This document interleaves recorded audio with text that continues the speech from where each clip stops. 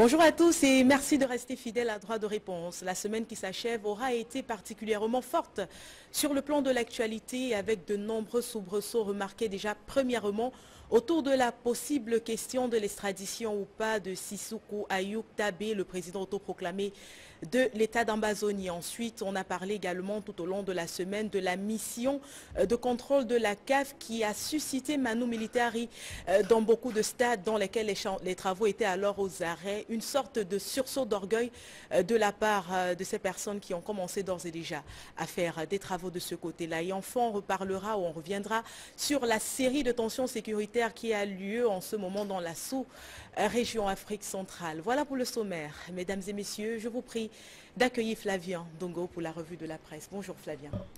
Bonjour Kate, bonjour à tous les invités déjà sur ce plateau et à tous les téléspectateurs. Alors vous êtes là ce matin pour nous donner la température de tous ces sujets abordés par la presse tout au cours de la semaine. Et comme vous le savez, la presse est restée dans sa logique, celle de rendre compte des faits. D'ailleurs, sur la question de l'arrestation d'Ayuk Tabé, bien sûr, et compagnie. D'ailleurs, la nouvelle expression a annoncé que le leader des sécessionnistes et ses 9 lieutenants ont été donc interpellés au Nigeria alors qu'ils étaient en pleine réunion de stratégie. Seulement, sur cette arrestation, les autorités de Yaoundé n'infirment ni ne confirment le coup de filet, mais l'information fait le tour des réseaux sociaux, même de la presse. Pour mutation, par exemple, l'Ambazonie a été donc décapitée.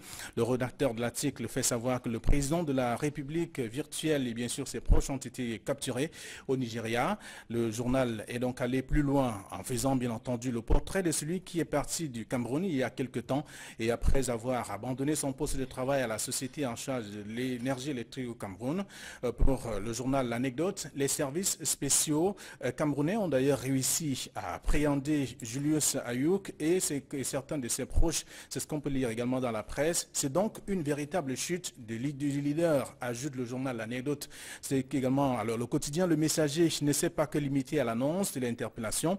Le journal est allé fouiller dans les textes de loi qui prévoient d'ailleurs les accords et bien entendu les conventions bilatérales entre le Cameroun et le Nigeria en pareille circonstance. Le Messager a même cherché à comprendre le silence des autorités du Cameroun et du Nigeria sur cette question d'interpellation du leader des sécessionnistes et bien entendu ses proches. On a pu lire également tout cela dans la presse jusqu'à, en fait, on s'est même posé la question de savoir où se trouvent donc ces leaders et autres. C'est la question, de toute façon, voilà comment est-ce que la presse a traité de ces premiers sujets de droit de réponse. Le second arrêt de droit de réponse s'intéresse bien entendu à la mission de la CAF qui est au Cameroun, la mission d'inspection. Et là, le quotidien gouvernemental a laissé dire que le gouvernement est donc prêt pour accueillir l'équipe. Seulement, dans le dossier que propose Cameroun Tribune, le ministre des Sports et de l'Éducation physique a invité les hommes des médias à être donc compatriotes, comme quoi il faut que la presse présente simplement le bon côté de l'affaire pour éviter que les membres de la mission ne découvrent donc l'état qui entoure notamment la construction des infrastructures sportives. Dans une autre parution de Cameroun Tribune souligne que c'est par Yaoundé que la visite a donc débuté et c'est donc le stade Paul Biya dont les travaux sont donc aux arrêts ou tout au moins à moins de 20% de réalisation qui accueille bien sûr l'équipe. La nouvelle expression qui a donc rencontré les experts des questions de sport fait savoir qu'il n'y a pas que des stades qui doivent donc être construits, il y a également des infrastructures routières et autres points de loisirs qui laissent également à désirer jusqu'ici et qui méritent d'être donc mis à jour parce que ces autres volets intéressent aussi les membres de la mission de la CAF, la mission de contrôle bien entendu, des infrastructures devant donc accueillir des invités pour la Coupe d'Afrique des Nations de football 2019 au Cameroun.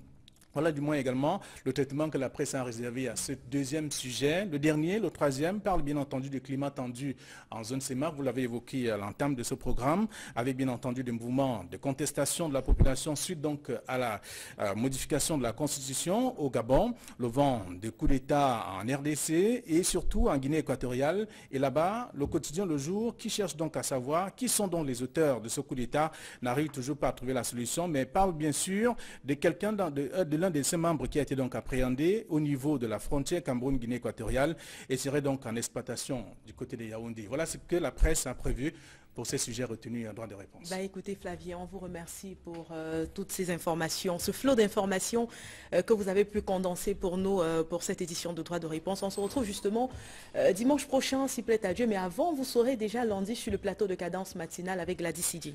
Bien entendu, à dimanche.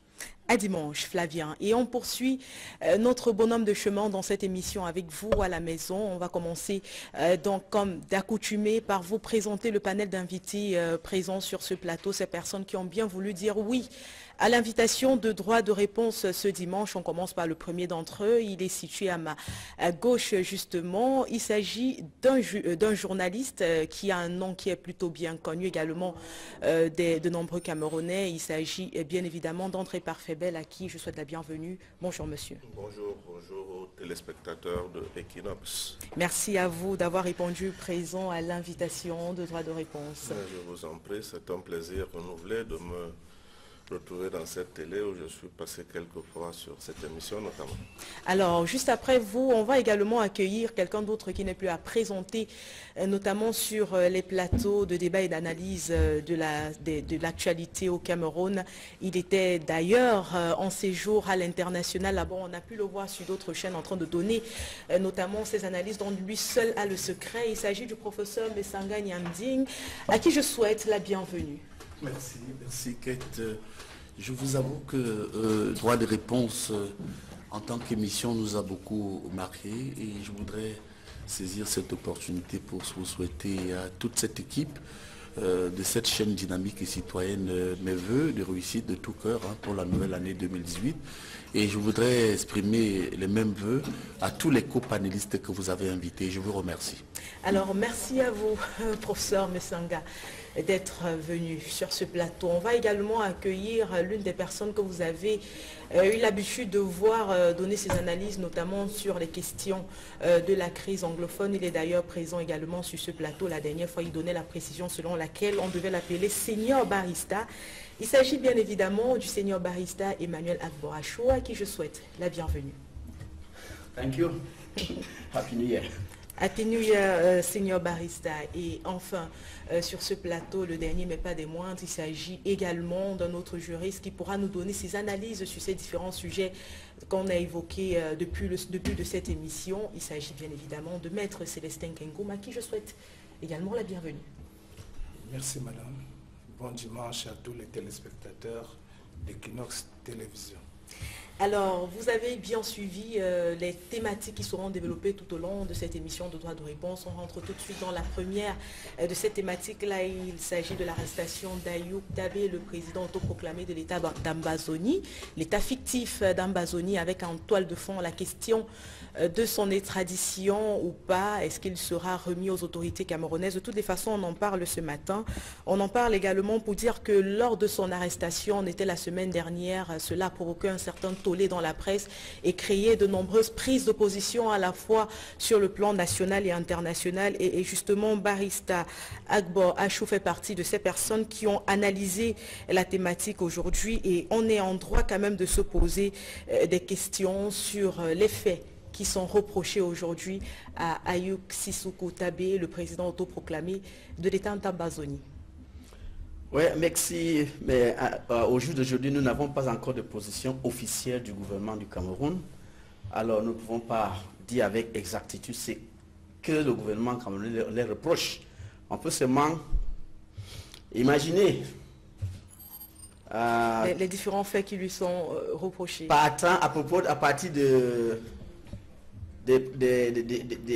des discours antérieurs, on peut imaginer que bon, peut-être il y a deux possibilités. Soit on les reproche les faits de vouloir déstabiliser l'État, ou on peut les reprocher aussi bon, les infractions de droit commun, assassinat, tout ça. Bon. Est-il possible aujourd'hui, selon vous, mais surtout selon les tests, que ces personnes soient remises aux autorités camerounaises? Je pense qu'il sera vraiment difficile, parce que parmi ces personnes, il y a des réfugiés politiques.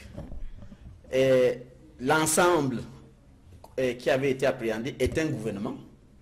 Et lorsqu'on regarde les textes, les lois qui régissent l'extradition, le Nigeria, parce que la dernière fois je disais qu'il y avait donc il y avait similitude entre notre code de procédure pénale et le droit commun.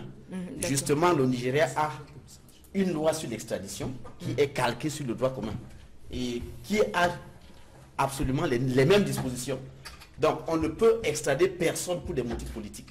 D'accord. On ne peut extrader personne pour des motifs politiques. Et jusqu'ici, on sait que l'État fictif d'Ambazonie et toutes les personnes de son gouvernement sont surtout des personnes qui sont poursuivies pour leurs idées politiques. Et je ne sais pas encore s'ils sont poursuivis, parce que j'ai dit le gouvernement du Cameroun n'a encore rien dit. Et dans une procédure d'extradition, il faut une requête du pays demandeur qui transmet sa requête par voie diplomatique au tribunal qui est saisi. Et c'est à partir de là qu'on saura les faits qu'on les reproche. Et on pourra donc les demander, n'est-ce pas, de se défendre.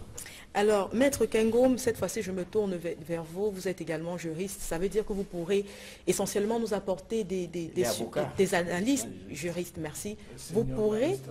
Un senior barista. D'accord, la précision en vaut la peine.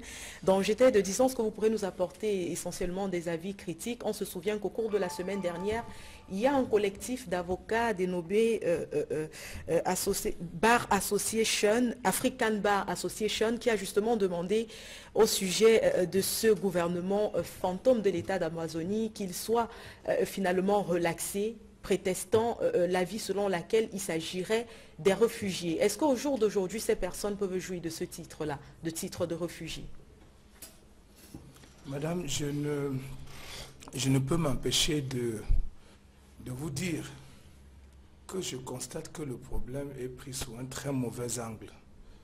De la manière dont vous présentez le problème, de la manière dont les autres médias, journalistes, ont présenté le problème, c'est comme s'il fallait opposer la politique du président Paul Biya, la diplomatie du régime du président Paul Biya par rapport à l'État nigérian.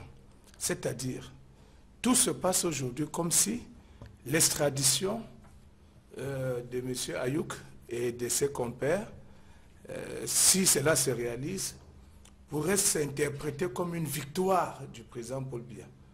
Non, je ne voudrais pas le prendre sous cet angle. Il ne s'agit pas d'une victoire si on venait à les extrader. Il faut plutôt considérer que nous sommes en présence de deux systèmes juridiques totalement différents. Le système francophone dans lequel nous nous trouvons, nous sommes dans un espace commun des pays francophones. Nous sommes sous le joug de la France, il faut le dire ainsi, dont la plupart des pays francophones sont sous le joug de la France, on les appelle les précarés français, et qui ont un même système juridique. Donc si ces personnes avaient été arrêtées dans un pays francophone, les probabilités pour qu'ils soient extradés vers le Cameroun, avec une convention ou sans convention, les probabilités seraient plus fortes. Mais ici, nous sommes en présence d'un pays anglo-saxon, où la notion des droits de l'homme, la notion de démocratie sont beaucoup plus respectées. Qui plus est, les personnes arrêtées sont de la même ère linguistique que ceux qu'on a arrêtés. C'est-à-dire que là-bas, la liberté d'expression n'est pas une fiction, c'est une réalité. Alors, interpeller quelqu'un pour des idées politiques est déjà très mal vu dans ce pays. Et je peux vous dire qu'en ce moment au Nigeria, il y a beaucoup de voix qui s'élèvent pour critiquer Buhari. C'est la première fois d'ailleurs qu'on rappelle que le pays est allé chercher un retraité pour le mettre à la tête de l'État. Un retraité malade, c'est des expressions qui reviennent à chaque fois. Non, je suis en train de vous dire que l'arrestation d'Ayouk a fait chuter la cote de popularité de la cote de popularité de M. Buhari, qu'on estime avoir rétrogradé en matière de respect des droits de l'homme. Donc en l'état du système juridique anglo-saxon, du système nigérian, il n'est pas possible que ces personnes soient même jugées. Donc même leur arrestation est déjà considérée comme un abus. Mais je pense que le Nigeria les a interpellés un peu pour calmer le jeu, un peu pour montrer, adresser un signe au Cameroun, qui sont de tout cœur, mais de là à les extrader au Cameroun, ce n'est pas possible. Et je ne fais que le dire, ce n'est pas possible. C'est pour ça que je dis, si on ne les extrade pas, ne considérez pas cela comme un échec de la politique diplomatique du chef de l'État, mais considérez simplement qu'en l'état du système juridique anglo-saxon, de common law, où ils ont été arrêtés, puisque le Nigeria est un pays de la common law, il n'est pas normal même qu'ils aient été arrêtés pour les motifs que nous, au Cameroun, nous avançons. Parce que jusqu'à présent, le Nigeria n'a pas encore fait état de manière officielle de leur arrestation et des motifs de leur arrestation. Exactement. Donc nous ne sommes que dans des supputations. Okay. Donc, voilà. Je vous remercie, Monsieur Maître Kengom, pour cette première prise de parole. Il faut préciser que juste à vos côtés se trouve le professeur Messanga Nyamdine, qui lui également, étant de l'autre côté de l'océan, a pu suivre cette actualité. Il faut le préciser, spécialiste des relations internationales. Donc, il a pu suivre cette actualité comme la plupart des Camerounais d'ailleurs qui se sont intéressés à la question. Et il faut dire, professeur Messanga, que si au début, beaucoup de Camerounais ont jubilé à l'annonce de cette arrestation, beaucoup, même s'il y avait une autre partie de ces Camerounais-là qui critiquaient l'arrestation à proprement parler. Aujourd'hui, d'ailleurs, Maître Kengom nous l'a précisé, on a l'impression que tous les accords et ententes qui existent entre le Nigeria ne sauraient permettre l'extradition de Sissoko Ayub Tabé. Alors, selon vous, quelle est la stratégie la meilleure qu'on pourrait utiliser au jour d'aujourd'hui, déjà pour permettre que le Cameroun puisse mettre la main sur ces Camerounais? Oui, moi je crois qu'il y a beaucoup de pôles d'intérêt et des attentes. Effectivement, j'ai modestement eu l'honneur d'être invité sur plusieurs tables rondes et sur plusieurs plateaux de radio et de télévision à l'étranger. Je voudrais vous répéter ce que j'ai dit en tant qu'analyste et après avoir échangé avec certains collègues universitaires et au-delà même de la société universitaire, la société politique. Il faut lire cette affaire sous l'influence de 2 prismes, le prisme politique et le prisme juridique. Mais en guise de préambule, je voudrais dire que je suis étonné et je rejoins Maître Kengom là-dessus, qui a une rigueur dans l'analyse, pour dire d'abord que je ne sais pas pourquoi on s'en réjouirait. Parce qu'en réalité, les Camerounais ont des problèmes. Ils veulent savoir comment les élections vont se dérouler. On aura 4 élections, les législatives et les municipales. Il n'en demeure pas moins vrai, maître, je veux dire, maître, professeur, il n'en demeure pas moins vrai que le problème sécuritaire reste tout de même un problème assez fort. Et vous verrez la relation. Exactement. Rapidement, ils ont des préoccupations par rapport à des problèmes d'alternance. N'oubliez pas que, en réalité, ce qui bouleverse les Camerounais, c'est de savoir est-ce que nous, au RDPC, nous allons réinvestir le président Paul Biya? Va-t-il partir? Va-t-il rester? Et puis, à côté, il y a les conditions de vie des Camerounais qui peuvent constater avec moi que même si Ayub Tabé, avant d'entrer dans la dimension politique et juridique, était extradé, on se rend compte que tous les mouvements, je dis bien, de contestation qui ont eu lieu sur le territoire camerounais, les personnes qui ont été impliquées dans ce mouvement n'ont pas été achetées par Ayub Tabé ou par un quelconque leader de l'opposition ou du gouvernement pour casser, pour brûler. Il y a un malaise. Et je voudrais quand même m'étonner, et je ne partage pas totalement le point de mon avis, Boyomo, à Mutation, quand on écoutait la revue de la presse, qui dit que ils sont décapités, les membres, effectivement, de cet état fantôme d'Amazonie. Non, c'est totalement faux. C'est totalement faux. On peut prendre Ayub Tabé, on le ramène aujourd'hui, vous verrez que très vite, il y aura 2 ou 3 qui vont le remplacer. Donc il faut être très... Et à ce sujet, on précise qu'il y a même déjà un remplaçant. Et vous voyez que sur ce point, madame, soyons rigoureux. Parce que ce qui manque à nos plateaux et à nos télévisions, c'est la rigueur dans l'analyse, le mensonge, la démagogie et l'hypocrisie. Je vous dis, arrêtez Ayub, il y aura un 2e, un 3e, un 4e et un 5e président. Ramenez donc à la réalité la dimension politique et juridique. Sur le plan politique, l'affaire, on peut appeler ça anglophone, est un malaise politique. C'est un problème de gouvernance et de contestation d'un ordre gouvernant sectoriel. Mais tous les Camerounais en ont marre et ne veulent même plus regarder les télévisions parce que ce langage que je tiens, on est en train de le détourner de la réalité à l'effet de dire qu'il nous faut à tout prix la paix et par tous les prix pour qu'on organise nos élections. Non, le Cameroun n'est pas en paix. Les Camerounais ont de sérieux problèmes, ils n'ont pas de travail. Et il y a des détournements de fonds. Et il y a des ministres qu'on ne veut plus voir. Les gens attendent même que le président fasse vite un remaniement ministériel. Il y a un malaise. Il y a un malaise. Ayouk, on nous dit Ayouk Tabine, on ne va pas nous distraire avec cette affaire. Moi, je suis un homme politique qui soutient le chef de l'État. Je voudrais dire que ce n'est pas ça le problème. Les Camerounais sont fatigués de certains visages pâles politiquement qu'ils ne veulent plus voir. D'accord. Maintenant, il y a eu des conséquences collatérales qui ont amené l'affaire anglophone. Il y a eu les affaires des écarts. Il y a eu Monseigneur Bala. Il y a eu... Mais il y a un malaise. Moi qui soutiens le président, je voudrais que je lui dise, monsieur le président, il y a un problème, même avec vos collaborateurs, du moins certains de vos collaborateurs. D'accord. Et pour terminer sur le plan juridique, il y a des conventions qui s'appuient, je chute rapidement sur ces 3 points. Il y a une dimension internationale, il y a certains principes irréfragables. Effectivement, en droit international, qui font qu'effectivement, on ne peut pas extrader un réfugié. Mais aussi, ce même principe commande aux réfugiés de ne pas mener des activités politiques sur le territoire d'accueil. Et pour terminer, effectivement, le Cameroun et le Nigeria ont un certain nombre de conventions. Moi, je pense que le Nigeria a intérêt à l'extrader. Même si moi, je pense que cette extradition ne va rien changer.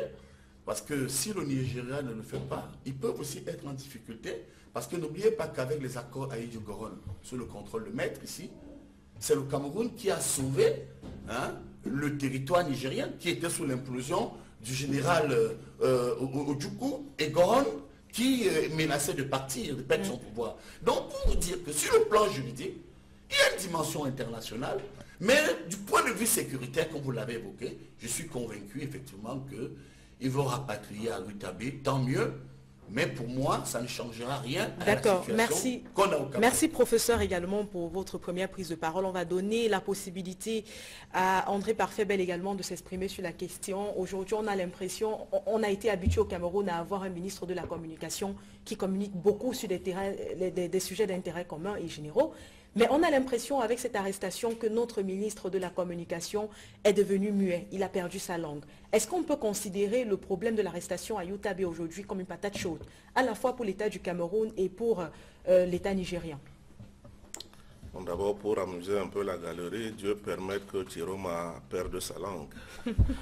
Maintenant, pour en revenir à quelque chose de plus intéressant, j'ai entendu Maître Kangoum dire des choses qui pour moi sont explicatives de tout le malaise.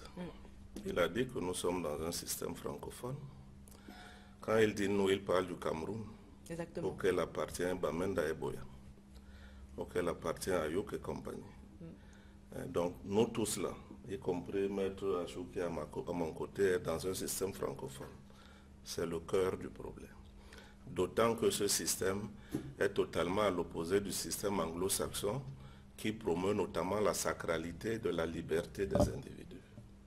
Nous sommes là au cœur du problème et l'État jacobin institué au Cameroun avec Ojula et ses dignes successeurs que sont Aïdjo et Bia a continué de nous éloigner de l'avènement de la liberté des gens, malgré l'ensemble, malgré la multiplication du bruit par les médias, parce qu'en fait les médias font plus de bruit, mais Sanga disait tout à l'heure, nous sommes aujourd'hui dans une cacophonie bruyante qui fait qu'on annonce les mêmes bêtises, on répète les mêmes mensonges et en réalité on ne dit rien.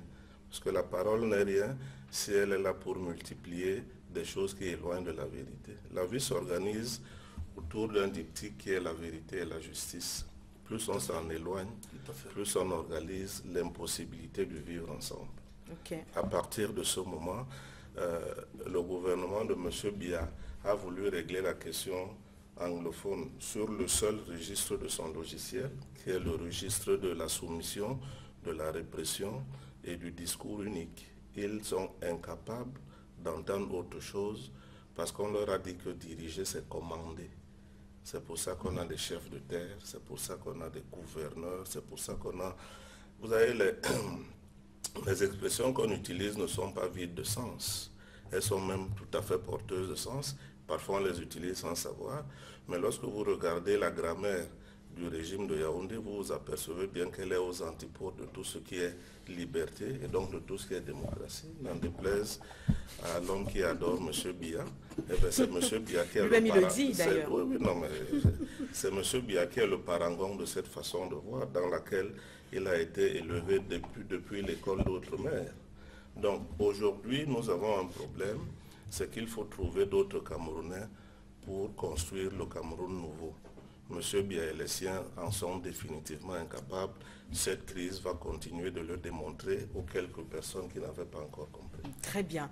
Alors, Seigneur Barista Agborachou, aujourd'hui on est quand même en droit de se poser la question de savoir si le Nigeria avait le droit d'arrêter Ayouk Sissoko Tabé et quel est le rôle trouble joué par l'État du Cameroun. Parce qu'aujourd'hui on a une série d'informations qui sont diffusées de par tous les journaux. C'est vrai que beaucoup les considèrent sur ce plateau comme du bruit parce qu'ils nous éloignent de la vérité. Mais justement, dans ce bruit, il y a une information qui n'est pas encore, certes, établie, qui dit que le Cameroun aurait versé de l'argent à l'État nigérien. D'abord, je dirais que le Nigeria n'avait aucun droit d'arrêter Sissoko Ayouk Tabé et son gouvernement. Parce que le motif est son gouvernement, qu'il soit fictif. Il faut toujours préciser fictif. Qu'il soit fictif ou quoi. Un gouvernement, quand on regarde notre code pénal et notre code de procédure pénale, on dit toutes sortes de gouvernements. Donc qu'il soit fictif ou réel, c'est un gouvernement. Article 642, alinéa 3. C'est ça. Donc c'est un gouvernement qu'il soit fictif ou réel. Donc il n'avait aucun droit de les arrêter. Tout simplement parce qu'ils étaient en train de tenir une réunion. Il faut que le Nigeria prouve qu'ils étaient en train de commettre une infraction. Jusque-là, je ne vois aucune infraction. Parce que la réunion qu'ils tenaient, c'était pour statuer sur le cas des réfugiés camerounais qui se trouvent sur le sol nigérien, qui sont logés dans les écoles. Et les écoles reprenant, il n'y a plus de place où les loger. C'était ça le problème. Donc je ne vois pas en quoi cette réunion constituerait une infraction. Donc j'ai dit, le Nigeria n'avait aucun droit de les arrêter. Maintenant, quand je regarde les informations qui sortent de l'autre côté du Nigeria, je constate, contrairement à ce que quelqu'un a dit ici, le Nigeria s'est prononcé. Le ministre des Affaires étrangères du Nigeria a parlé. Oui. Il a dit que ce n'est pas une arrestation, c'est une interpellation. Et nous savons aujourd'hui où ils sont. Donc on cesse de nous pomper les airs. Et puis, sans vous couper, le gouvernement nigérien a pris position, démontrant que le Cameroun lui-même n'a pas encore adressé officiellement une lettre d'extradition. Voilà. Je suis totalement d'accord avec lui. Merci. Donc il y a toute une démarche encore juridique à faire. Donc le Nigeria, au Nigeria, il semble que c'est une affaire qui a été gérée par les services secrets. Oui, sans que le président le sache. Et le président, pour marquer sa position, a sanctionné le chef de la DSS, qu'il a renvoyé et remplacé. Donc, si ce monsieur était au courant, pourquoi donc remplacer son chef de DSS? Ça peut être une action politique, parce non, que je ne pense pas. Beaucoup d'informations dans le tas d'informations qu'on a reçues faisaient quand même état aussi de ce que Ayouk Sissoko Tabé et les autres membres de son gouvernement seraient en territoire camerounais. Je veux dire qu'on a eu tellement d'informations au cours de la semaine sur cette question qu'au jour d'aujourd'hui, ce président peut se rendre compte de ce que, justement, sa tête est en jeu. Non, je pense que le président Boari a été embarqué dans une affaire où il ne savait absolument rien. Parce que, avec les connaissances de cause, il ne pouvait pas demander qu'on arrête des gens à qui lui-même a donné le statut de réfugié politique. Alors moi, il ne peut pas demander qu'on arrête des avocats qui exercent au Nigeria, sans motif. Ce que je veux ajouter à la suite de Maître, c'est que d'abord, si Boari s'est fourvoyé, c'est sa faute. C'est pour ça qu'on souhaite qu'on ait des dirigeants complètement en pleine possession de leurs moyens et capables d'agir pour l'intérêt de nos peuples. Deuxièmement, on a bien fait de le dire. Quand je parlais de bruit tout à l'heure, tout ce que vous évoquez, mademoiselle, c'est du bruit. Le gouvernement de la République du Cameroun n'a encore rien dit sur cette affaire. Donc, nous parlons de quoi? Bon, alors, justement, c'est-à-dire que nous sommes des chiens auxquels on jette des os. Et puis, en fait, parfois, nous ne les jetons pas, on va même les chercher.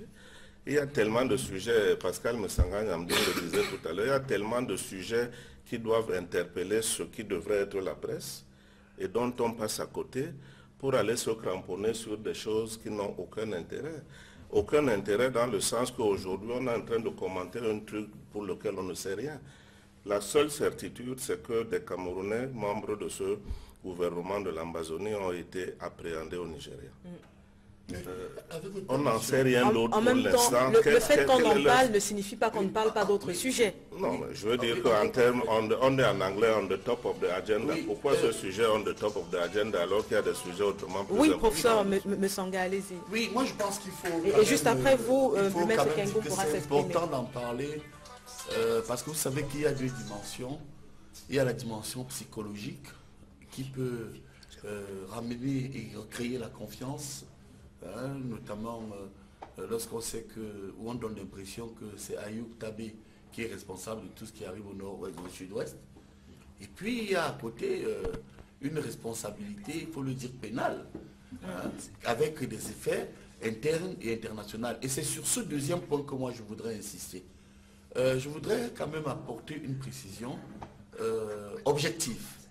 Ayoub Tabé est considéré effectivement comme un terroriste qui s'est déclaré, qui a été filmé et qui a été vu à Mondiovision comme celui qui prenait en main l'aile armée de ce qu'on a appelé l'État fantôme d'Amazonie.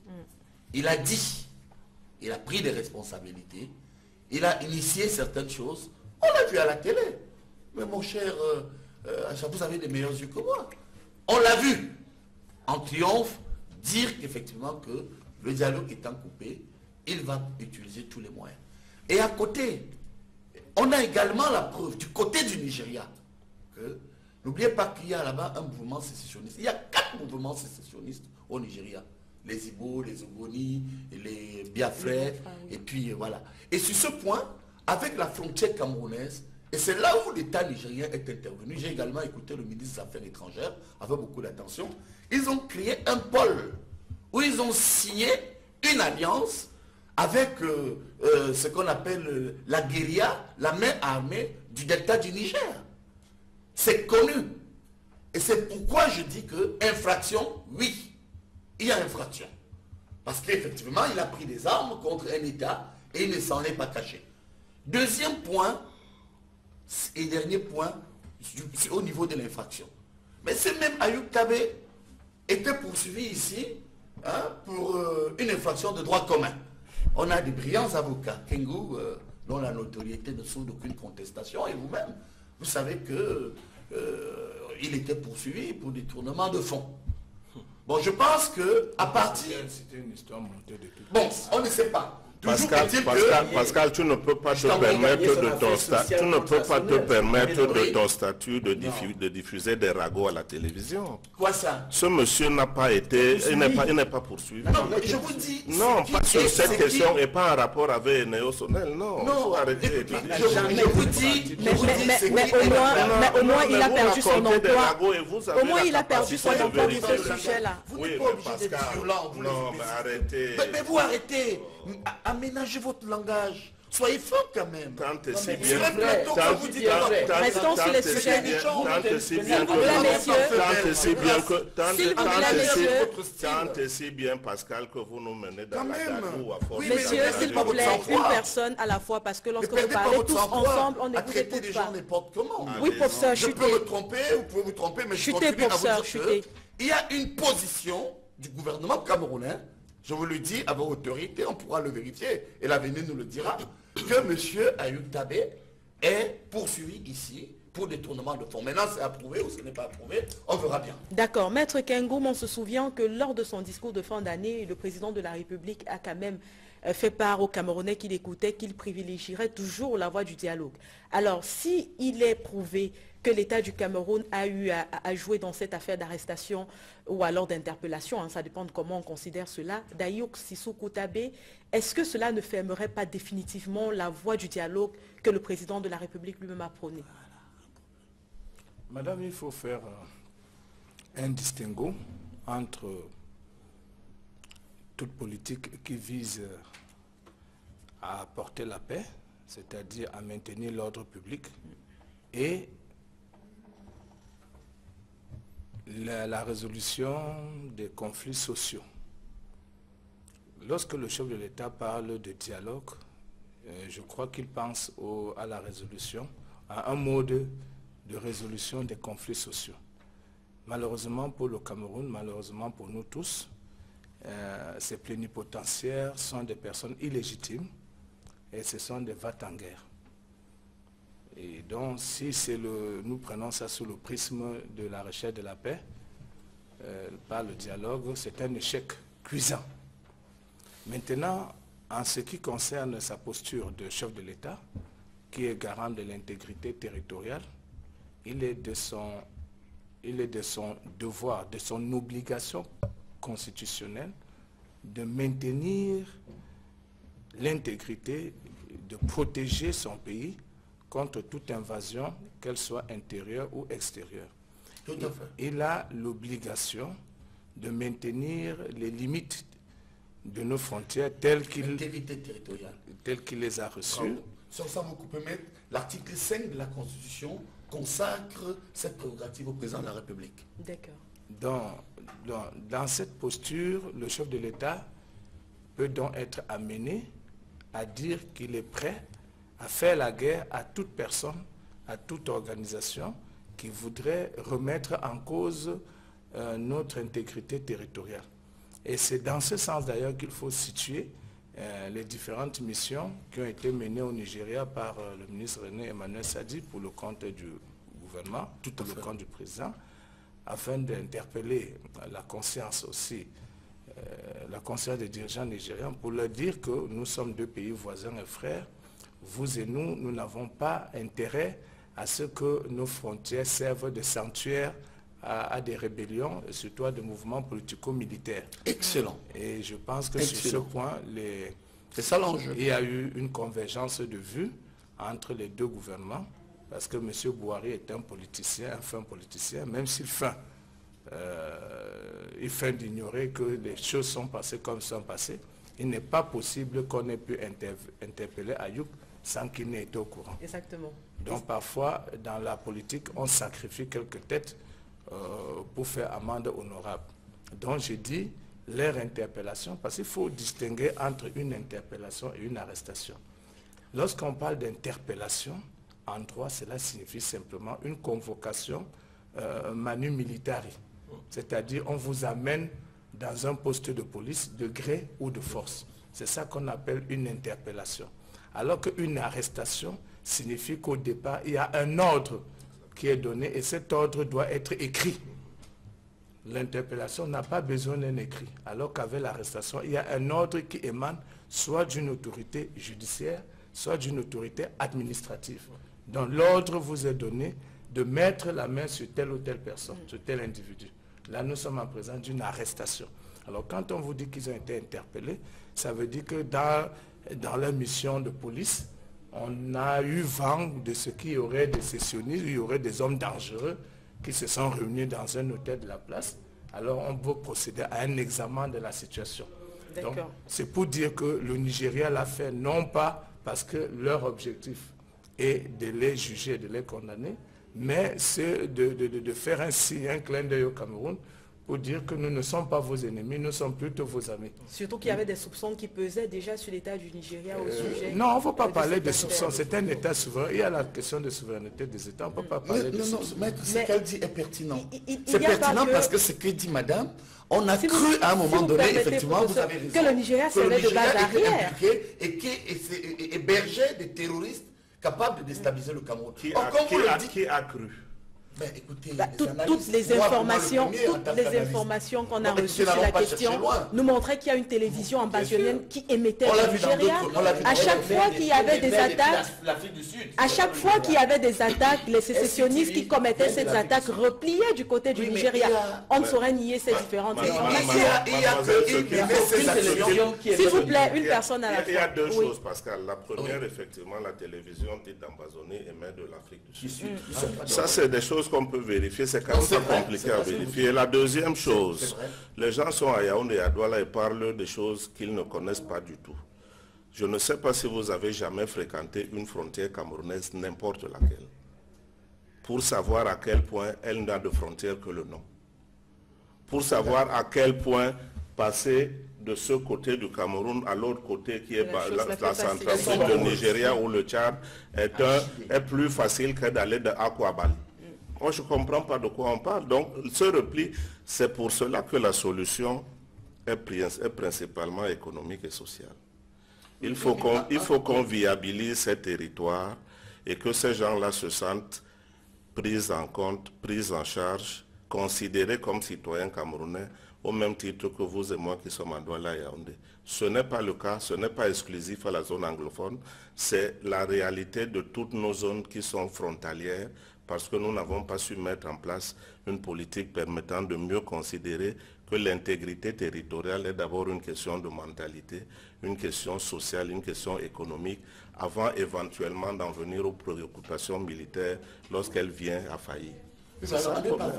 Par rapport à ce qu'a dit la dame et que j'ai trouvé important, s'il te plaît, avec ta permission, mon cher, elle évoque quand même un problème d'arrière-garde qu'on a longtemps connu. Souvenez-vous en Afrique du Sud, lorsqu'il y avait l'apartheid, l'arrière-garde de l'ANC, c'était tous les pays de la ligne du front. Le Mozambique, le Zimbabwe, l'Angola. On l'a vu encore à l'ex-Zaïre, aujourd'hui la RDC. L'arrière-garde, à un moment donné de la rébellion, le Rwanda et l'Ouganda étaient soupçonnés. Mais ce qui est important, lorsque vous dites effectivement qu'il y a une télévision qui émet à partir de l'Afrique du Sud, mais dites aussi qu'ils sont au Nigeria. Ceux qui posent les actes sont juridiquement sur le territoire nigérian. Ça peut prêter à confusion et inciter au soupçon qui tend à dire que si le Nigeria continuait à laisser ce qu'on appelle au Cameroun des terroristes, d'autres les appellent les sécessionnistes, eh bien, prospérer et continuer à mener des actes sur le territoire nigérien, eh bien, tout analyste sérieux, je dis bien tout analyste sérieux, était en droit ou est en droit de dire que le Nigeria est complice. D'ailleurs, moi en tant qu'analyste, je voudrais prendre position. C'est aussi ça un analyste. Je pense que si le Nigeria n'estrade pas Ayoub Tabé, quel que soit le cas, le Nigeria court et prend le risque de déstabiliser toute cette zone sous-région de ce qu'on a appelé la CMBT, la zone de la commission du bassin du lac Tchad, pour une seule raison. Au nord Cameroun, du point de vue analytique, il y a effectivement la problématique de Boko Haram. Mais à côté même du Nigeria eux-mêmes, ils ont des problèmes sécessionnistes. Et le repli des Biafrais, n'oubliez pas qu'on a longtemps soupçonné ces sécessionnistes, ces terroristes qui veulent déstabiliser le Nigeria, on a pensé à un moment donné qu'ils étaient hébergés par le Cameroun. Moi je crois que le Nigeria n'a pas intérêt à ne pas l'estrader, quel que soit le cas. D'accord. Maître Kengom, vous n'ayez plus de parole sur la question. Oui, je pense que là, le professeur se contredit. Le professeur Nyamding se contredit. J'ai beaucoup aimé son entame de cette émission, où il a posé les vrais jalons de la crise anglophone, en disant que c'est une crise de gouvernance.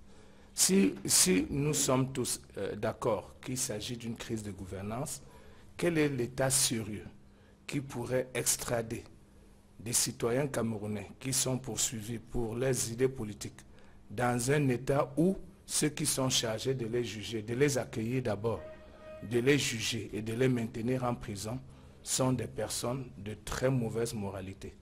Donc vous ne pouvez pas confier des gens qui ont des revendications plus ou moins légitimes sur le fond, même si la forme de l'expression de ces revendications ne sont pas du tout appréciées par tous, parce que je suis, et je maintiens que je suis pour la décentralisation. J'ai dit que le Nigeria ne serait pas un État sérieux d'extrader au Cameroun, donc de livrer entre des mains des personnes qui sont dangereuses, des citoyens qui n'ont fait qu'émettre leurs idées de manière peut-être un peu trop bruyante. Mais je sais et je continue à dire qu'en dessous, il y a des multinationales qui ont intérêt à ce que la région du sud-ouest et nord-ouest soit déstabilisée. Parce qu'il y a beaucoup de richesses. Je vous ai parlé ici sur ce plateau il y a quelques mois, presque un an, je vous ai parlé du coltan, le colombo tantalite, qui est l'un des matériaux les plus importants qu'on ait sur la planète, parce que c'est le matériau le plus résistant. Vous savez, ces matériaux Ces matériaux interviennent dans la fabrication des composantes dans l'aéronautique, même les téléphones portables. Les satellites qu'on envoie dans l'espace sont beaucoup composés à base du coltan. On trouve à l'ex-Zaïre et dans la zone du sud-ouest. Donc les enjeux sont forts. Malheureusement, le président Paul Biya, dans la lancée où il se trouve, ne peut plus non seulement résoudre ce problème, mais je pense qu'il peut nous laisser un très mauvais héritage s'il ne réagit pas très rapidement. Madame, avant de sortir, je vais vous citer un cas qui est vraiment très pathétique et vous comprendrez jusqu'où nous sommes allés dans la déliquescence de la gestion du pays. Jeudi, le 4 janvier, sur une plainte de MTN qui a été saisie par une haute autorité du Cameroun, dont la puce du téléphone de son épouse aurait été piratée. Et je vais d'ailleurs vous dire que le nom d'ailleurs ne portait pas le nom de son épouse, mais d'un de nos frères du Nord, qui pourrait être un vigile. On a interpellé dans la ville de Banganté environ 3 personnes. J'ai dit à Banganté pour une question de puce piratée. Et les personnes, le propriétaire de cette puce vivra à Yaoundé, mais on les a interpellés à Banganté pour les ramener à Douala. Le lundi, le 8, je suis saisi par la famille parce que c'est ma nièce pour aller intervenir et on me dit que ça concerne tel patron de la République. J'ai dit, si c'est tel, ça peut être un acte de sabotage. Menez votre enquête sereinement, mais sachez que vous avez des problèmes avec la loi qui prescrit, en matière de code de procédure pénale, qui prescrit des délais de garde à vue. Nous sommes mardi, nous sommes lundi le 8. Le mercredi matin, ces gens nous annoncent, le 9, ils disent que l'enfant sera libéré puisque les 2 autres ont été libérés. Le 10, on demande aux gens de venir signer pour qu'on les libère. Ces 2 frères viennent et on leur demande une somme d'argent. Ils paniquent, ils viennent me voir parce que c'est moi qui devrais en principe donner cet argent. Je m'en vais voir le commandant et entre-temps, la fille a été sortie de sa cellule par son enquêteur. Ils sont allés dans un distributeur de mobile money pour que la fille donne 200 000. La fille a donné à son enquêteur 200 000. J'ai fait une correspondance à ce commandant de brigade, d'unité, ce n'est pas une brigade, c'est une unité qui est rattachée à la Légion de gendarmerie, pour demander qu'on restitue cet argent. Il me dit, où sont les preuves? J'ai dit, la personne qui a l'information, écoutez madame. Oui, mais sauf qu'on est tenu par le temps. Oui, on va vous permettre de terminer. Vous parlez de tenir par le temps. Vous allez terminer, lorsqu'on parle des sujets qui sont à l'origine de la fragilisation de notre pays. Non, allez-y, terminez. Je rappelais juste qu'on n'a plus beaucoup de temps. Oui, on n'a plus beaucoup de temps. Dans le 10, je voudrais vous démontrer tout à l'heure en 30 secondes que je ne peux non, pas du tout. J'ai dit le 10. C'est important. Comme j'ai dénoncé ça, l'enquêteur a restitué l'argent et au lieu de libérer la fille, ils ont dit que maintenant elle sera déférée au parquet. Jusqu'à l'heure où je vous parle, le commandant des Légions a été rencontré par mon collaborateur vendredi. Il a été assez évasif. Alors il s'agit de l'unité de lutte contre la grande criminalité de la Légion du littoral. C'est une unité. Aujourd'hui, nous sommes le 13. Cet enfant a été... C'est une petite fille. Nous sommes le 14. Bon, d'accord. Je pense que... Écoute, madame. Non, je pense qu'on a terminé avec cette affaire, Maître Kengoum. Elle n'était pas inscrite au sujet du jour. Oui, madame. On a terminé également avec le temps qui a été imparti à la première rubrique. Ne vous en faites pas, on pourra revenir effectivement. Vous n'allez plus revenir parce que, madame... on pourra revenir parce qu'on est en train de perdre du temps alors qu'on a 3 sujets sur lesquels on doit revenir. Donc, c'est pour vous dire à quel niveau se trouvent les droits de l'homme et c'est dans ces genres de circonstances que vous voulez qu'on vous extrait de vos citoyens de l'extérieur. Merci Maître Kengoum. Et la dernière question sur le sujet de l'arrestation de Sissoko Ayoub Tabé est pour Barrister Agbor. Dites-nous, aujourd'hui, on nous a bien fait comprendre qu'il y avait déjà un président par intérim qui devait prendre le contrôle de l'État fictif d'Ambazonie. Est-ce que l'arrestation de Sissoko Ayoub Tabé aura-t-elle finalement résolu quelque chose? Oui, moi je préfère suivre l'analyse de mon confrère. Il ne s'agit pas d'une arrestation, mais d'une interpellation. Oui, parce qu'il n'y a aucun mandat. Oui, l'interpellation. Tout à fait. Bon, Bob Gahamoni a été désigné président par intérim. Donc, c'est tout comme le feuilleton de consortium. On interdit consortium et consortium continue à l'étranger. Donc, c'est inutile. Moi, j'ai une préoccupation. Parce que la grande question ici qu'on devait se poser était celle de savoir si Sisiko Ayok Tabe est un terroriste. Parce que le gouvernement lui donne ce titre de terroriste et tout le monde semble survoler. Est-ce que ce monsieur peut être considéré comme un terroriste? Est-ce que quelqu'un peut dire dans ce pays qu'il n'y a jamais eu deux États au Cameroun? Si quelqu'un demande qu'on restaure un État qui a déjà existé au Cameroun, est-il terroriste? Non, non, il demande de séparer. Voilà, non, c'est là la grande question. Quelqu'un qui appartient à un parti Parce que politique. nous avons Permettez, professeur, s'il vous plaît. Non. Permettez qu'il termine son analyse. Pour vous permettre de continuer. Non, mais ce que vous dites n'est pas vrai. Dans le passé, on n'a jamais eu un État sécessionniste au Cameroun. S'il vous plaît. Corrigez ça. Juridiquement, on a eu des États fédérés. Non, je corrige. Je ne peux pas laisser passer ça. On n'a pas eu un État. On avait deux États. Professeur Messanga, on a bien compris. Permettez qu'il termine. Oui, terminez. Oui, mais ne dites pas que dans le passé, on avait un État d'Ambazonie et un État Professeur camerounais. Messanga, C'est vous qui avez dit Ambazonie. J'ai dit on a eu le Cameroun occidental et le Cameroun oriental. Ah là, c'est bien C'est vous corrigé. qui parlez d'Ambazonie. C'est bien corrigé. Alors j'ai dit. Vous allez revoir l'émission, c'est bien corrigé. C'est vous qui parlez d'Ambazonie, c'est pas moi. Allez-y. J'ai dit donc que nous avons eu dans ce pays deux États. Cameroun occidental, Cameroun oriental. Alors si Sisiko demande la restauration du Cameroun oriental, C'est pas ce qu'il demande. Permettez qu'il termine, je vous en prie. Allez-y. est-ce que nous pouvons objectivement dire que Sisiko est un sécessionniste d'abord ou un terroriste? Je peux Les vous... deux. Mon confrère a dit Moi, ici, je dis les deux. il s'agit, s'il vous plaît, il s'agit d'une différence d'opinion. Alors, je peux vous... Moi qui suis là, je suis président d'un parti politique. Je vais pour la décentralisation. Ayapol veut la fédération. Monsieur Sisiko veut la restauration de l'État de Centre Cameroun, Ouest Cameroun, Centre Cameroun, qu'il rebaptise Ambazonie. Moi, je dis c'est une différence d'opinion. Alors, Madame, messieurs, on on ne va pas s'éterniser sur ce sujet. Non, Oui. madame, c'est très important que je fasse Vraiment une 3 parenthèse. secondes. En 3 secondes, je pense que ce que Maître Achou et le seigneur barrister Achou est en train de dire est assez grave. La notion de terroriste, il faut déjà qu'on définisse les concepts. Le terrorisme vient de terreur. Pour quelques motifs que vous avez à invoquer, le terroriste, c'est quelqu'un qui utilise la terreur pour exprimer une idée.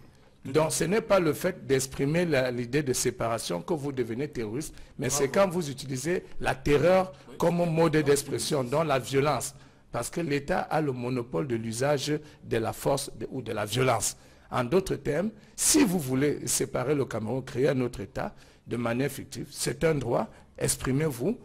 On peut même passer un référendum un jour, mais non, s'il vous plaît, on ne peut pas toujours dire qui a été à l'origine des tueries. Mais lorsque vous utilisez la violence, vous sémez la terreur au sein de la population, vous devenez un terroriste. D'accord. Je vous remercie, messieurs. On va sortir de ce sujet pour entrer dans le deuxième qui est à l'ordre du droit de réponse de ce jour. C'est la mission d'inspection de la CAF. On va notamment questionner les enjeux de cette visite-là. Et on a comme envie de dire avec Frédéric Tacan, reporter à la Nouvelle Expression, qu'un vent de canne souffle sur le Cameroun avec cette mission-là finalement qui a fait son entrée en territoire camerounais le jeudi 11 janvier. Elle doit séjourner dans le pays jusqu'au 24. Et la première question sur cette thématique, je vous la pose à vous, Monsieur Bell. Est-ce qu'au jour d'aujourd'hui, on sait de façon exacte quels sont les objectifs de cette mission? Les objectifs d'une mission d'inspection sont d'inspecter. Nous sommes dans un pays où la culture du travestissement est tellement aboutie qu'on ne sait plus regarder les choses dans l'état de ce qu'elles sont en réalité. Une mission d'inspection vient au collège polyvalent pour regarder si le collège est organisé comme on a prévu qu'un collège soit organisé. Full stop. Il n'y a rien, il n'y a pas d'événement, il n'y a rien du tout. Je vous disais tout à l'heure que vous êtes amateur du bruit. Et donc comme vous refusez de parler du gendarme malfrat que Maître Kengoum évoquait tout à l'heure, vous vous arrêtez sur tout ce qui est bruyant, qui est donc superfétatoire. Une mission d'inspection vient regarder si à Equinox Télévision, les lumières sont comme il faut, parce qu'il y a un but derrière. On veut peut-être lui accorder l'organisation d'une grande émission, on veut savoir si les caméras fonctionnent comme il faut. Pour cela, vous n'avez pas besoin que M. Tchunke invite ici des groupes de danse à l'entrée de l'immeuble. C'est pour faire quoi? C'est pour distraire qui? C'est pour plaire à qui? Nous sommes dans une folklorisation imbécile qui est complètement incroyable. Ces gens sont venus regarder si en rapport avec le cahier de charge, le Cameroun est sur le chemin de réussir l'organisation d'une compétition, faut-il le rappeler, qui appartient à la CAN, à la CAF. Ce n'est pas la compétition du Cameroun. Le Cameroun est un hôte et qui devrait s'enorgueillir parce qu'au final, il y a des choses que la CAF n'emportera pas, qui resteront pour le progrès et le développement du Cameroun. D'accord. N'empêche que le sujet est important et qu'il faut en parler. Non, ce n'est pas l'inspection qui est importante. Ce qui est important, c'est la CAN. Il n'y a Oui. aucun enjeu. C'est une première inspection, il y en a deux autres qui arrivent. Arrêtez d'évoquer des enjeux là où il n'y a pas d'enjeu. Non, mais il y a des enjeux dans la CAN. C'est lequel alors? Non, moi je dis dans la CAN, je dis dans l'inspection. D'accord, c'est la toute première, elle ne peut pas proprement parler, tirer des conclusions qui pourraient retirer la CAN au Cameroun. Mais n'empêche que c'est un sujet important. Vous ne pouvez pas passer votre temps à critiquer tous les sujets quand même qui sont à l'ordre du jour d'une émission à laquelle vous avez donné votre accord pour être là. Ça veut tout simplement dire que vous n'êtes pas sérieux à un certain moment, monsieur. Revenez sur terre, c'est pas ce que je dis. Permettez, monsieur, qu'est-ce qui nous fait honneur sur ce plateau? Vous ne pouvez pas vous permettre à mon Dieu vision de lui dire de alors que vous prétendez qu'il n'y a pas d'enjeu. Pourtant, il y a un enjeu qui est l'organisation de la CAN. Le Cameroun pourra dire oui ou non organiser la CAN. Si vous ne comprenez rien, parce que parfois vous êtes hors sujet, ne mettez pas... Non, restez poli, s'il vous plaît. On reste tous polis sur le plateau. Chacun a le droit de donner ses idées. Chacun... Une dame qui vous pose une question sur un enjeu. Monsieur Messanga, professeur, calmez-vous s'il vous plaît. Je suis gêné parce que vous voulez mettre... On l'a bien vu, on a bien vu que vous êtes gêné, mais chacun a le droit de donner son avis sur le plateau, quitte à ce que ça blesse les uns ou les autres. Tant qu'on reste dans la politesse, oui, maître Kengo. Oui, je voulais simplement vous dire que nous autres, les Bantous, nous avons un problème. Nous sommes extrêmement susceptibles. Parce que jusqu'à présent, quand j'écoute M. Parfait Bel, il ne s'adresse pas à vous. C'était une interrogation qui va au-delà de cette émission pour nous interroger, nous les Camerounais. Non, je le comprends très bien. Cela veut simplement dire quoi? Et s'il est venu, c'est parce qu'il y avait un enjeu. Maintenant, il vous dit que cet enjeu n'est pas un enjeu. Très diplomate. Non, je vous dis, il y a un enjeu, sinon... Professeur Messanga, permettez qu'il termine. J'ai un doctorat dans ce domaine. Ce que je voulais vous dire, c'est qu'il y a un enjeu, voilà pourquoi il a pris sur lui d'être là. Mais il vous dit que les enjeux qu'on nous présente, pas vous, mais au niveau du Cameroun, on nous distrait régulièrement parce que les enjeux ne sont pas les enjeux, ce sont des jeux. D'accord. Maintenant que cela est dit, que la précision a été faite... Souriez plutôt parce que vous êtes dans l'enjeu. Non, mais je garde de sourire depuis le début de l'émission. Il ne va pas disparaître pour si peu. Alors, professeur, dites-nous, on s'est également rendu compte, c'est vrai que lorsqu'on a annoncé de façon assez précise l'arrivée de cette mission, il y avait beaucoup de stades au Cameroun qui étaient à l'arrêt. On peut déjà prendre le cas du stade Mbappé-Lépé à lui seul. Et on s'est rendu compte qu'à l'annonce de l'arrivée de cette mission, les travaux ont repris avec une certaine fébrilité. Alors, est-ce que pour vous, également comme pour tous les Camerounais qui ont essayé de donner leur point de vue sur la question, le Cameroun est le pays de la dernière minute? Oui, moi je pense qu'à double titre, d'abord en tant que Camerounais, je pense que ce qui se fait n'est pas bien par ceux qui ont cette lourde charge de construire ce pays. Et deuxièmement, en tant que membre du comité central de ce grand parti que préside le président Paul Biya, je condamne une fois de plus ce laxisme que j'ai longtemps appelé le coup d'état scientifique, c'est-à-dire des méthodes qui consistent à affaiblir le président, donner l'impression qu'il n'y tient plus. Et vous allez voir qu'à ces rythmes, les André Parfait et les autres vont toujours se moquer de nous, avec raison, et de dire que quand on est au RDPC, on ne fait que du bavardage, on ne vaut rien. Sur ce point, je suis d'accord avec André Parfait. Il faut changer ces mauvaises habitudes. Il y a un enjeu. L'enjeu, l'unique enjeu, et j'attends que quelqu'un vienne le démentir sur ce plateau, parce que je le dis avec autorité, la descente de la CAF est de savoir si oui ou non, le Cameroun sera capable d'organiser la Coupe d'Afrique des Nations en 2019. Pour cela, il y a des exigences. Et je pense que il y a des exigences infrastructurelles, il y a des exigences extra-infrastructurelles, notamment les routes et tout ce qu'on compte, et les hôtels. Et puis, il y a même la capacité à comprendre que la sécurité des uns et des autres va être garantie. Je voudrais ici vous dire, madame, qu'on est passé quand même de 16 à 24 États que nous allons recevoir. À la question donc de savoir, et je suis là-dessus, si ce qui se passe est sérieux. Moi, je vous dis, c'est pas du tout sérieux. Notre pays est détruit par des gens qui se comportent comme s'ils ne sont pas Camerounais. Et je suis avec cet exemple.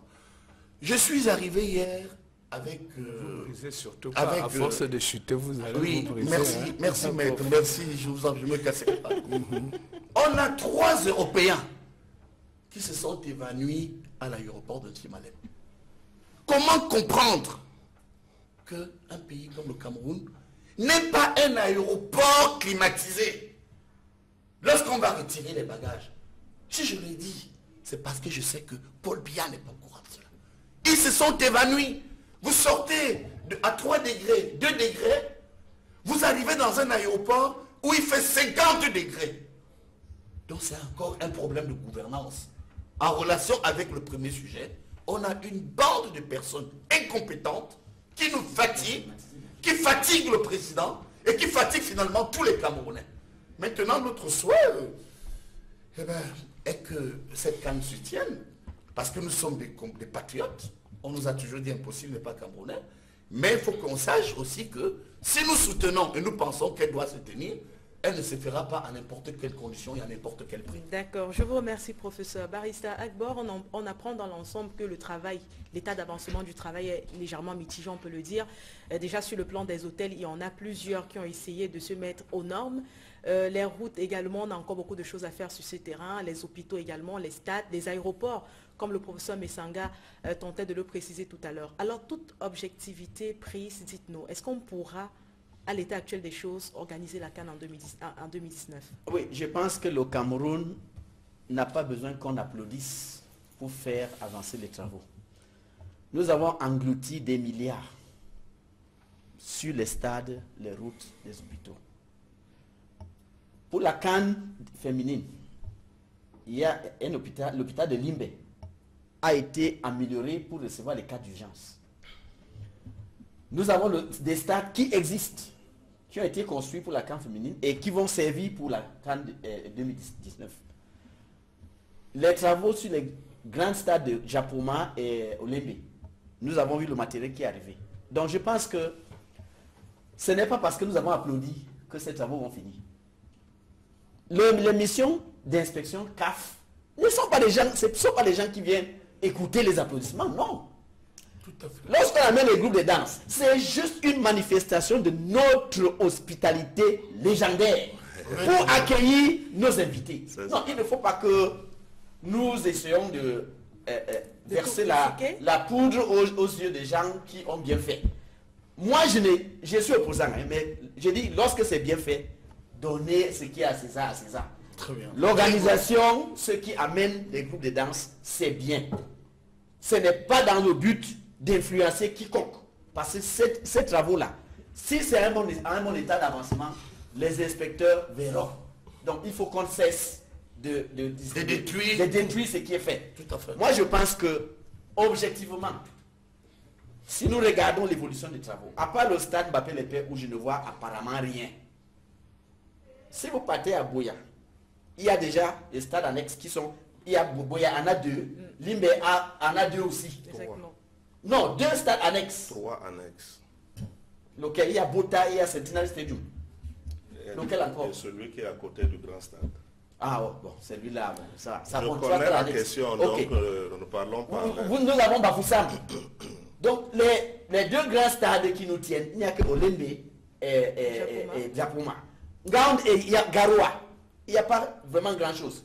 Donc, si on regarde objectivement, il est fort possible que la CAF soit satisfaite, n'est-ce pas, des travaux, Tout à fait. des efforts faits par le Cameroun. D'accord. Avant de revenir à vous, à André Parfait-Bel, donnant la possibilité également à Maître Kengoum de s'exprimer sur la question. Et avec vous, j'ai envie de parler d'un aspect sécuritaire parce que l'itinéraire de cette mission est connu. Yaoundé d'abord, ensuite Garoua, Douala et puis le sud-ouest. Mais dans le sud-ouest, on sait qu'il y a beaucoup de choses qui s'y sont déroulées ces dernières semaines. Est-ce que vous pensez que les membres qui constituent cette mission-là seront en sécurité pendant leur visite de ce côté?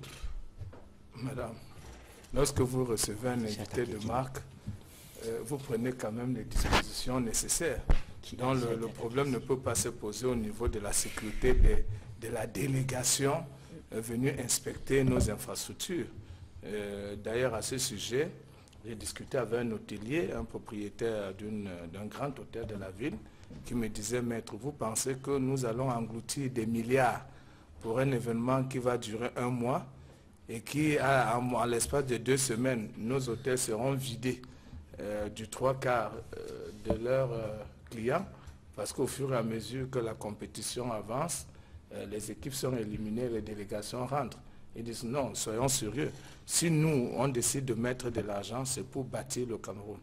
Je pense que c'est l'idée centrale qui anime le chef de l'État. C'est servir du football, c'est servir de l'organisation de la CAN 2019 pour mettre en place diverses infrastructures et revitaliser notre économie. Mais je dis que l'enjeu de cette visite pour moi se réduit à une seule chose, à 2 points. Le premier point, il faut bien que le chef de l'État se penche sur les montants faramineux qui sont débloqués pour toutes ces choses. Est-ce que le Parlement, l'Assemblée nationale, est au courant des montants qui sont dépensés par rapport à toutes ces choses? Il ne faut pas qu'on nous mette dans la précipitation, dans l'euphorie de l'organisation pour ne pas voir ce que ça nous coûte. Ça, c'est la première chose. La deuxième chose est que lorsque nous n'avons pas de paix dans un pays, lorsque la politique a pris le pas sur l'économie et sur l'économique, et que l'économique est à terre, parce que madame, je n'ai pas besoin d'entrer dans les détails, nous sommes vraiment dans une situation économique extrêmement difficile. Et comme le disait Shakespeare, avant que l'herbe ne pousse, le cheval peut mourir de faim. Donc avant que cette canne n'arrive en 2019, beaucoup de gens peuvent mourir, le pays peut se déstabiliser davantage. Donc pour moi, d'où l'urgence d'un réaménagement de l'équipe gouvernementale pour qu'on ait des gens propres à la tête de cet État, qu'on fasse d'abord ce grand ménage avant de prévoir que... À la tête ou des changements c'est-à-dire... C'est une année électorale. C'est une année électorale. Donc. Il faut changer à la tête. Non, je n'ai pas parlé de la tête, j'ai parlé de l'équipe. Il faut changer la tête. Non, comment? pour le moment, la tête, écoutez, la tête sera changée par voie de scrutin, par voie de vote. Mais je vous ai parlé de l'équipe gouvernementale, parce que nous allons de scandale en scandale. Les ordinateurs d'une valeur de 30-40 000 sont devenus 300 000. Nous avons des achats d'avions MA parce que nous aurons question sécuritaire. Il nous faut augmenter notre flotte. En ce moment, nous avons 3 vols sur des villes comme Gaoundéré, 3 vols domestiques. Ça ne représente rien. Donc, Cameco devrait renforcer sa flotte pour desservir toutes ces zones. Et nous sommes à 1 an. Ça veut dire que c'est maintenant qu'on devrait avoir ces aéronefs. Exactement. Et mettre les pilotes en formation. Parce que la formation pour l'adaptation à un aéronef, ça vous prend au minimum 3 mois. Là, je ne maîtrise pas le secteur. Donc, quand vous parlez de sécurité, en réalité, il y a déjà le problème de mobilité des personnes. Donc, Camer doit renforcer sa flotte. Et donc, il faut que le Cameroun y pense tout de suite, non pas dans 6 mois. Mais ses capacités ne sont pas bonnes. Les gens qui sont là, chacun a pris sa part. L'homme du MA60 a acheté 2, on a fait cadeau d'un pour 10 à 15 milliards. Et 34 milliards sont partis. Donc 19 milliards sont dilapidés. On a offert des ordinateurs.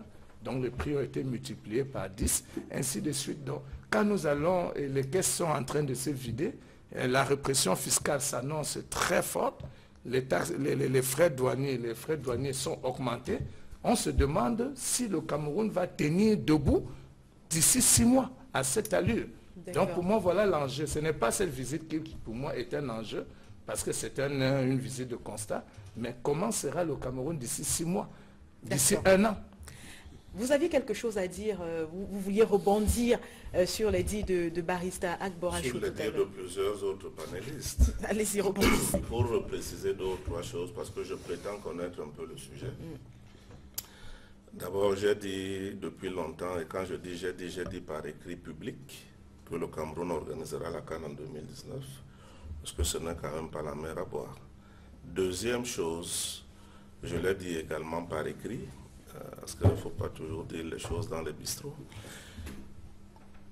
La CAN ne doit pas être organisée pour l'intérêt de la CAF, mais pour l'intérêt du Cameroun.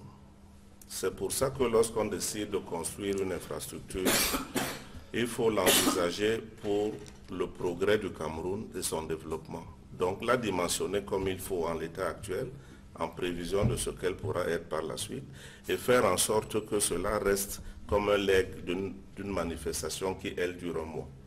La deuxième chose là-dessus, c'est que nous n'avons pas su faire ça parce que peut-être vous ne vous en souvenez pas, mais ça fait 5 ans qu'on a eu l'organisation de la CAN.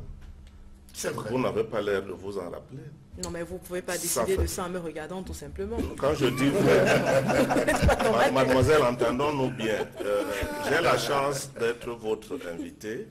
Et quand je vous parle, non, c'est moi qui ai cette chance. Ce n'est pas vous que je parle, je parle aux gens qui nous regardent. Donc je prenais pas mal. Et je suis en train de dire que nous sommes, Maître Kengoum le disait tout à l'heure, il y a une technologie que les copains de Messanga connaissent très bien, qui est celle de la distraction. J'ai des faux copains et des vrais copains. Oui, d'accord. Mais là, il faut parler des faux copains, comme disait Akunga, des faux frères. Très bien. Donc, ces faux copains savent très bien quelles sont les techniques de distraction de ressources qui font que dans l'urgence, on ne regarde plus, on signe tout et tout passe dans l'urgence. Depuis que nous avons l'organisation des CAN, pourquoi Mbapelepe n'est pas entré en chantier? Pourquoi les autres sont en retard? La mission d'inspection de la CAF, dois-je le redire, pour moi, ce n'est pas un enjeu. Il y en aura au moins 2 autres. Cette mission est pour dire, est-ce que le Cameroun est sur les rails? Tout à fait. On saura en août 2018 si le Cameroun peut vraiment. Et je suis de ceux qui pensent que le Cameroun pourra. Quel que soit par ailleurs le surprix et le surcoût que ça aura au niveau de nos caisses et au niveau social, parce que malheureusement les souris qui sont les faux copains de M. Messanga seront passés par là. Ça, c'est quotidien, on sait très bien. Donc, ne me faites pas dire ce que je n'ai pas dit, et il faut qu'on cesse les histoires de ceux qui aiment et de ceux qui n'aiment pas. Parce que vous ne pouvez pas mesurer ça, on ne pourrait le mesurer qu'aux actes. Et je dis que ceux qui volent la République ne peuvent en aucun cas se prétendre patriotes, contrairement à ceux qui ne la volent pas. Donc, pour ce qui est de la CAN, il y aura la CAN. Sera-t-elle au rabais? J'espère que le moins possible, parce que là, ils sont là pour inspecter une première partie des infrastructures. Il y aura d'autres visites qui vont s'atteler à d'autres choses. On ne regarde pas tout maintenant. Mais la première chose que le Cameroun doit réussir à mettre en ordre pour la CAN 2019, c'est l'état d'esprit des populations camerounaises. Au-delà de tout. Vous savez, tout ce qui est matériel, il suffit d'avoir de l'argent et de l'acheter. Sauf que l'état d'esprit, on ne l'achète pas, on ne le décrète pas comme ça. Il faut qu'il y ait une culture de comportement. Mais Sanga a vu des gens s'évanouir, mais je suppose qu'il a déjà vu, parce qu'on est quelques-uns à voyager souvent, le comportement de nos policiers aux frontières, notamment aux aéroports. Donc il y a un ensemble de choses qu'il faut changer. Il parlait des hôtels tout à l'heure. La qualité de service est voisine de 0 dans la majorité des hôtels. Pardon de le dire, c'est une réalité appréciable pour ceux qui la fréquentent et qui ont eu l'occasion de comparer avec d'autres hôtels ailleurs en Afrique. Ne parlons pas des Blancs parce qu'on va me dire, vous aimez citer les Blancs en Afrique. Nous avons donc beaucoup d'efforts à faire et je ne sais pas à quel point ceux qui sont au cœur de la préparation de cet événement se penchent sur tous ces autres aspects immatériels qui au final vont le plus marquer nos visiteurs. D'accord. On va sortir du sujet, professeur. Oui. Alors moi je voulais ajouter une chose concernant cette dimension infrastructurelle. Lorsque vous visitez aujourd'hui l'aéroport de Dakar, franchement, on se croirait à Washington, à New York ou ailleurs. Ce n'est pas normal parce qu'un aéroport, c'est la vitrine de l'État. Allez voir là où on attend les bagages. Comment on peut comprendre que cette zone n'est pas décline? Parce que moi je sais que lorsque le président Paul Biya, que moi je soutiens, arrive, La salle, lui, va être climatisée. Mais dans la tête du président, effectivement, tout l'aéroport présente le même prestige. Pour terminer, je pense que nous aurons la canne, mais il faut reconnaître qu'il y a encore beaucoup de failles. Il y a encore des gens de mauvaise foi pour une seule raison. On nous a présenté le DSCE, le document stratégique pour la croissance et l'emploi. Et j'ai longtemps discuté avec mon ami Penda Ekoka sur vraiment la malhonnêteté de certaines personnes autour du président et en dehors du président qui se jouent du Cameroun. Comment on peut comprendre que le chef de l'État prend sur son dos d'intégrer ce qu'on appelle le plan d'urgence, qui était un plan triennal, 2015-2018, pour le développement de certaines infrastructures routières, notamment ma vieille route de Yabassi, et bien d'autres zones, qu'aujourd'hui, en janvier, personne n'en parle. On ne présente que de nouveaux budgets, mais personne, mais madame, croyez-moi la main sur le cœur, n'ose plus nous parler du bilan du plan d'urgence. Mais vous parlez vous comprenez donc que tout cela... Vous centralisez la gestion entre les mains des mêmes personnes. Bon, tout cela, je suis d'accord avec c'est ça. C'est pourquoi je continue à penser que messieurs, nous aurons une Coupe d'Afrique des Nations. Qu'on sorte de ce sujet. Mais faisons attention, ça a fondamentalement un lien. Le bien-être des populations. Une Coupe d'Afrique des Nations sert aussi à développer un État. Merci professeur. Je vous propose qu'on sorte de ce sujet-là pour aborder en un tour de table la question sécuritaire, les tensions sécuritaires dans la sous-région Afrique centrale. Oui, on commence avec vous, Barrister Agborachou. Alors vous décidez de parler de l'État qui vous a le plus intéressé dans cette affaire. On a le coup d'État manqué en Guinée équatoriale, on a des tensions du côté de la République démocratique du Congo et également ces mêmes tensions au Gabon. Alors vous décidez de parler de quel pays ce matin? Moi, je pense que avant de regarder ces pays, il faut d'abord regarder l'unité sécuritaire qui a été mise en place, de l'Union africaine qui a été mise en place à Douala. Et cette unité va permettre à beaucoup de pays de rester tranquilles, parce que même si quelqu'un fait son coup d'État, avec cette unité ici-là, il ne va pas faire long feu. Donc, je pense que c'est quelque chose de louable, parce que ça fait longtemps que chaque fois qu'il y a un problème en Afrique, on appelait les Blancs pour venir. Mais maintenant, nous avons quelque chose sur lequel on peut, n'est-ce pas, se rabattre. Bon, maintenant, je commence par Malabo. Vous savez, là où il n'y a rien, personne ne s'intéresse. Si on va justement à Malabo, c'est parce qu'on sait que c'est un Eldorado. Il y a beaucoup de pétrole. Et ce qui fait mal, c'est que ceux qui sont là utilisent bien ce pétrole pour le bienfait, pour le bien-être des populations. D'autres personnes auraient voulu que cette richesse aille dans des poches privées. Je ne connais pas le président bien, mais je dis que ce monsieur, ce qu'il fait pour son pays, est comparable à peu près à ce que Kadhafi faisait à son pays. Donc, ça c'est un monsieur qu'il faut féliciter. Et je me pose donc la question de savoir comment un Équateur-Guinéen peut accepter, vu ce qui est en train de se faire dans nos pays, qu'on déstabilise ce pays-là. Moi, je ne sais pas. Il faut que les Africains se réveillent. Applaudissons ce qui est bien. Est-ce que vous savez que le Tchadien pense la même chose de vous? Applaudissons ce qui est bien, dénonçons ce qui n'est pas bien. Maintenant, ok. Oui, Maître Kengoum également pourra dire quelques mots parce qu'on n'a plus beaucoup de temps et qu'il s'agit de faire un tour de table. Vous décidez de parler de quel État, la Guinée équatoriale? D'abord, ce que vous avez appelé CEMAC-là, c'est la République démocratique du Congo fait partie de la communauté économique des États de l'Afrique centrale, la CEAC, dont la RDC ne fait pas partie de la CEMAC. Oui, bon, en ce qui concerne les tensions sécuritaires, les tensions sécuritaires ne sont pas propres au Cameroun ou dans l'Afrique centrale. Les tensions sécuritaires sont aujourd'hui, c'est le lot commun de tous les États dans le monde. Je dis de tous les États. À l'exception, oui, là il faut apporter une exception, les pays nordiques. Les pays nordiques subissent moins des questions sécuritaires et ceux de la Nouvelle-Zélande. Alors tout cela participe de quoi? C'est que le monde est en évolution. Nous avons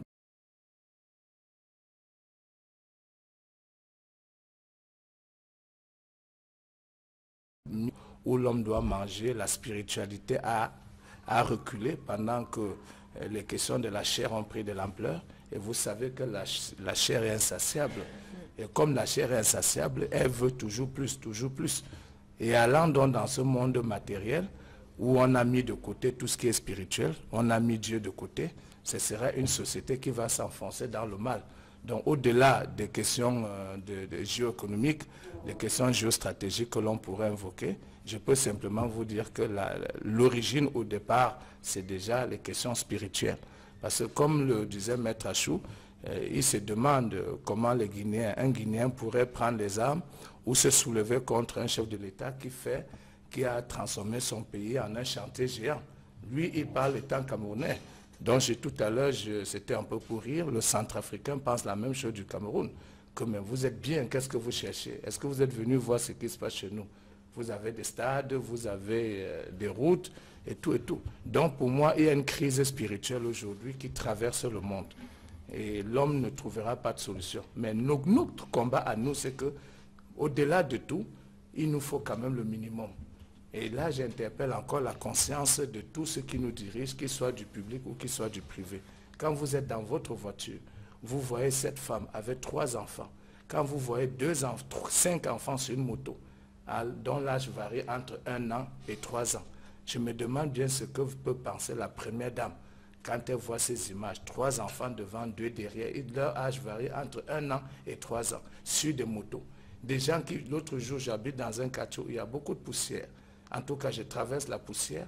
Vous voyez ce nuage de poussière que des gens respirent à longueur de journée. Pourquoi sommes-nous encore si loin? Donc, les questions sécuritaires sont liées à la gouvernance. Il faut que les Africains se soulèvent une fois pour toutes. Que signifie se soulever? Aller prendre le cas d'électeurs et pouvoir revendiquer, même en descendant dans la rue, leurs droits quand ces droits ont été violés. D'accord. Donc, voilà pour moi les questions sécuritaires. On n'a pas assez de temps pour décortiquer les questions géostratégiques, géoéconomiques, géopolitiques. Donc pour moi, fondamentalement, il y a une question spirituelle.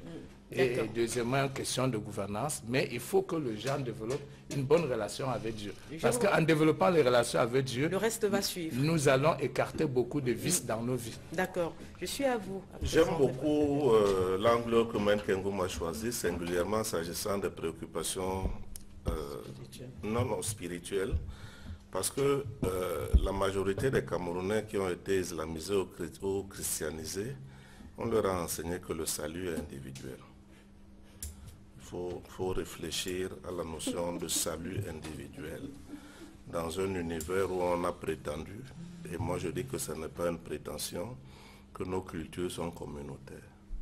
Voilà. C'est tout ce que vous aviez à dire sur la Absolument. question. Professeur Messanga Nyamzi, on termine, on sort de ce sujet avec vous. Mais moi, je pense que vous avez évoqué les crises.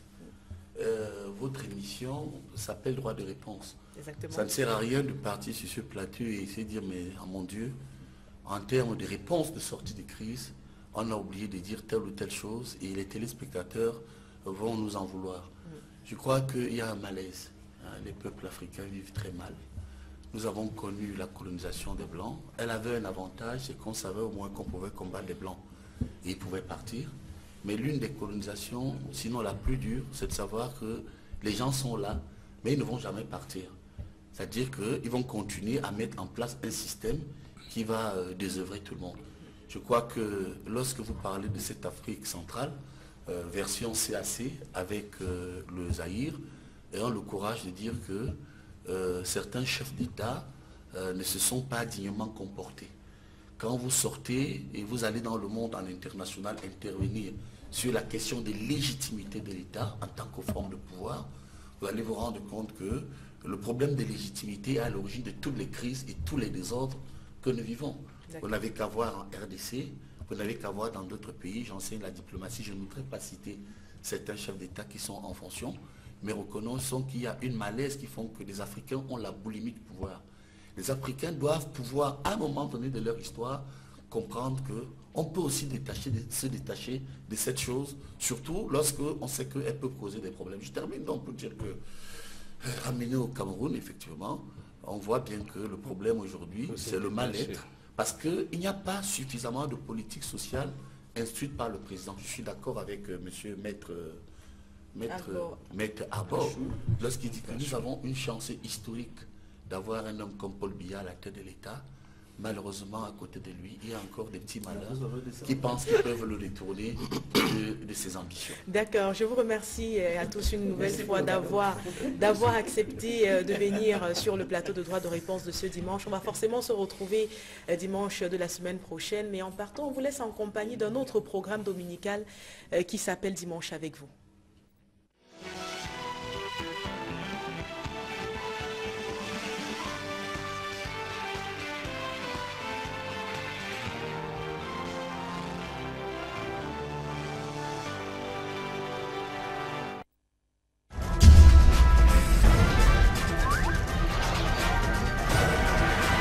Equinox Télévision, au-delà de l'image, nous rendons compte.